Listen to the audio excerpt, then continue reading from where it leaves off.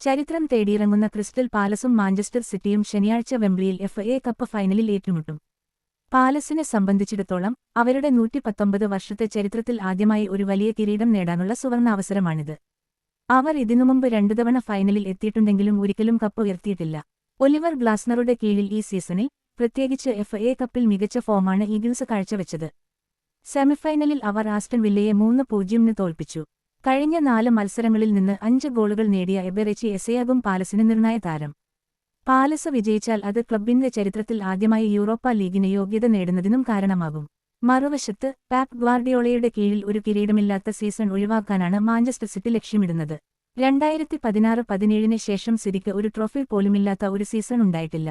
അവർക്ക് ഇതൊരു കഠിന സീസണായിരുന്നിട്ടും അവർ അവസാന 10 മത്സരങ്ങളിൽ തോൽവി അറിയാതെ മുന്നേറുകയാണ്. പരിക്കിൽ നിന്ന് തിരിച്ചെത്തിയ എർലിംഗ് ഹാളണ്ടും കെവിൻ ഡി ബ്രൂയിനും ആക്രമണത്തിന് നേതൃത്വം നൽകുമെന്ന് പ്രതീക്ഷിക്കുന്നു. കഴിഞ്ഞ മാസം ലീഗിൽ പാലസിനെ 5-2 തോൽപ്പിച്ചിരുന്നു. ഇന്ന് രാത്രി 9 മണിക്ക് നടക്കുന്ന മത്സരം സോണി നെറ്റ്വർക്കിൽ തത്സമയം കാണാം.